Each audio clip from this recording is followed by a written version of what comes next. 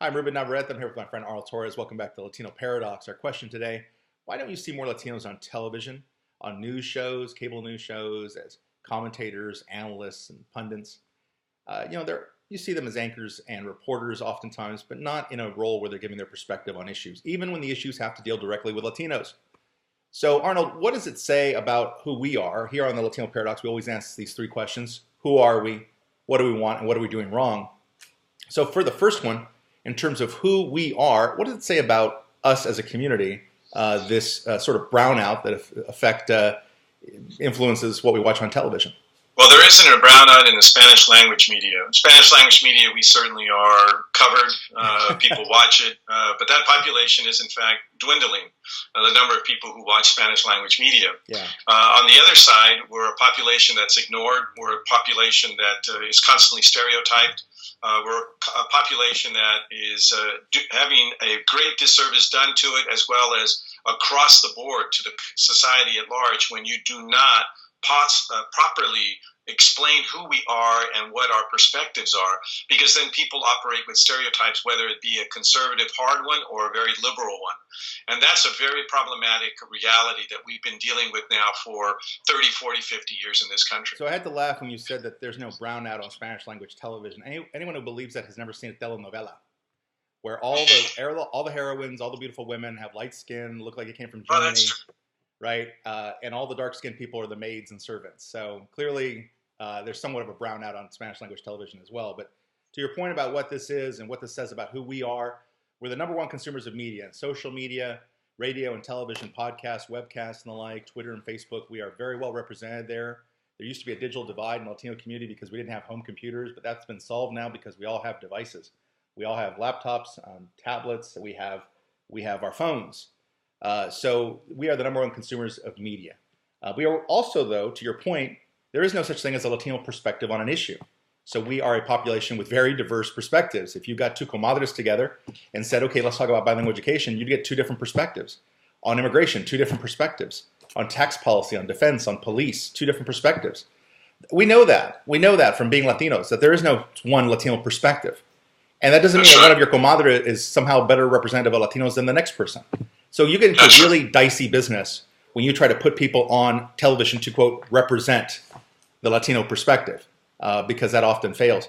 The second question that we often ask here, and I want to throw this directly to you again, is what does this dilemma say about what we want as Latinos when it comes to media diversification?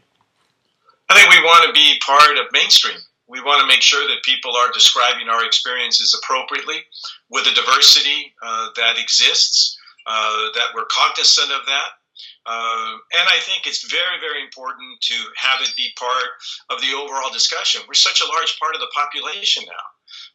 And we are constantly being told that we're not part of the mainstream. So if we're not part of the mainstream, what are you doing actually describing us in such odd and ridiculous ways? So what we want is that if you're going to talk about us correctly, be inclusive, understand the diversity that exists within us. And that's not what we haven't been getting that in a very, very long time. I agree with you. We want to see ourselves reflected in these stories. We want not to have to suffer through immigration discussions on these Sunday morning shows with no Latinos at the table. Or even more insulting, when a bunch of African-American and white commentators sit around a table and say, this is how I think the Latinos will vote in November. And it's all speculation, there's no Latinos at the table. I agree with you. On the other hand, man, we are a population that goes to see movies about black people and white people and Asian people. And we can demand all we want that Hollywood produce movies about Latinos, but the fact is, we have shown a willingness to consume media over the years that doesn't look like us or reflect us at all. I think it's probably a good thing. We are very comfortable in the mainstream. We're equally versed about Thomas Jefferson as we are Pancho Villa. We've been marinating in these juices as Americans for so long, intermarrying at 50%, by the way, as Latinos. So we are not people who shy away from mainstream content.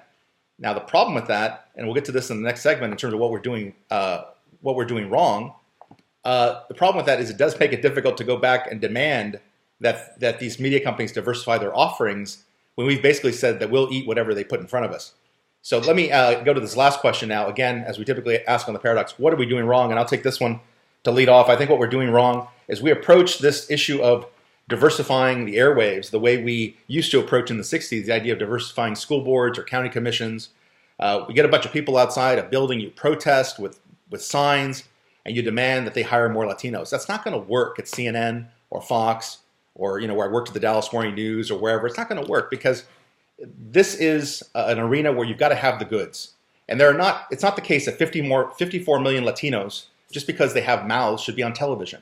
I know plenty of Latinos, I meet them every day, who really think they should be on television, but they got no business on TV because they can't communicate.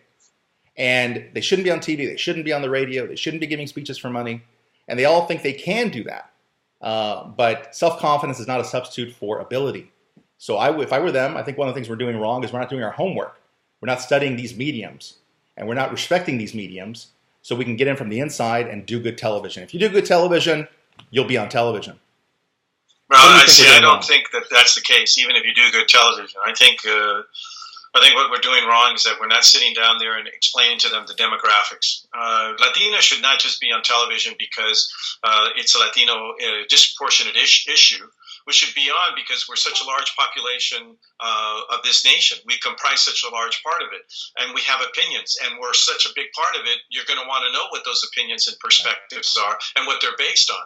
And what we don't do is that we don't sit down and present this demographic reality to all of these people in these networks. And that maybe, I don't know if that would even make the change, because you're dealing with a cable network that still sees America in two colors, black and white. I understand that. It's not a resentment factor towards African Americans at all. It is really a concern for majority America, who basically wants to see only two sides of every coin. Right. So we'll end with this. I think that the significance here, just like the old saying, teachers make the worst students, doctors make the worst patients. Journalists go around telling people what to do, but you can't tell them what to do. You can't bend these media companies to your will. The only way to infiltrate these media companies is to do what people like Navarrette do, which is do good television. If you do good television, you'll end up on television. I said before, this is not a case of them not understanding the demographics. They are stubborn, and they will not change their ways, despite the irony that they go around telling other people how to live their life. This has been the Latino Paradox. I'm Ruben Navarrette with my friend Arnold Torres. Until next time.